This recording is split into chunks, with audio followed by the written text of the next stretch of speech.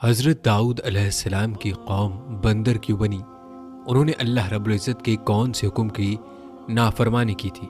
کیا دنیا میں موجود تمام بندر اسی قوم کی نسل سے ہیں؟ یہی ہماری آج کی ویڈیو کا موضوع ہوگا، اور آج ہم آپ کو حضرت داؤد علیہ السلام کی قوم کے متعلق مکمل معلومات فراہم کریں گے جو یقیناً آپ کے علم میں اضافے کا باعث ہوں گے۔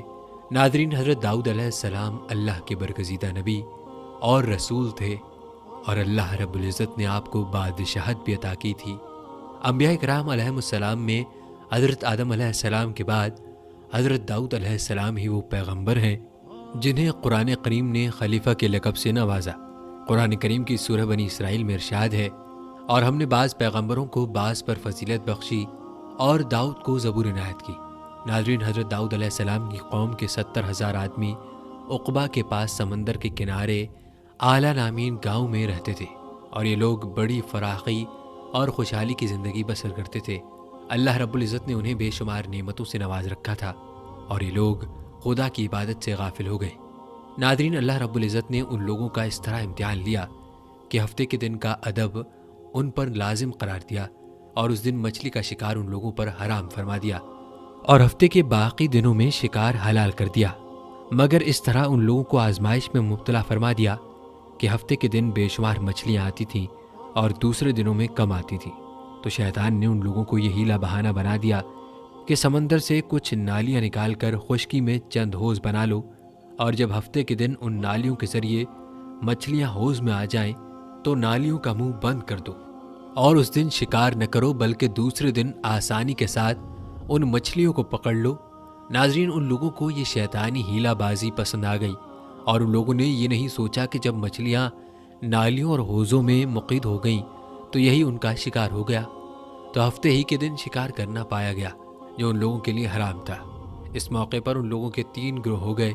ناظرین، کچھ لوگ ایسے تھے اور جو شکار کے اس شیطانی ہیلے سے منع کرتے تھے اور ناراض و بیزار ہو کر شکار سے باز رہے، جبکہ دوسرے گروہ کے لوگ اس کام کو دل سے تو برا جان کر خاموش تھے، مگر دوسروں کو منع نہیں کرتے تھے، بلکہ منع کرنے والوں سے کہتے تھے کہ تم لوگ ایسی قوم کو کیوں نصیحت کرتے ہو جنہیں اللہ رب العزت ہلاک کرنے والا یا سخت سزا دینے والا ہے۔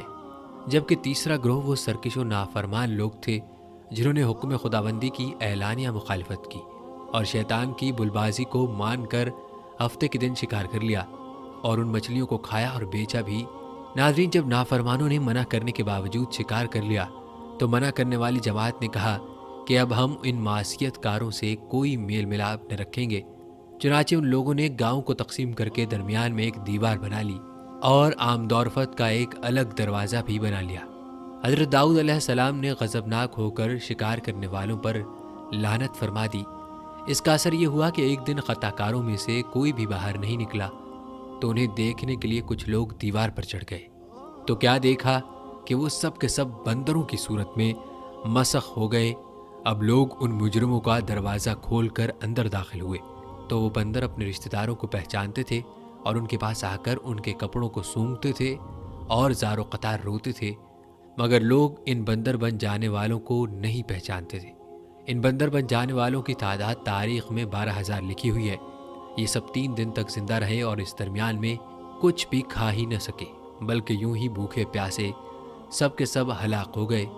شکار سے منع کرنے والا گروہ ہلاکت سے سلامت رہا، اور صحیح قول یہ ہے کہ دل سے برا جان کر خاموش رہنے والوں کو بھی اللہ رب العزت نے ہلاکت سے بچا لیا۔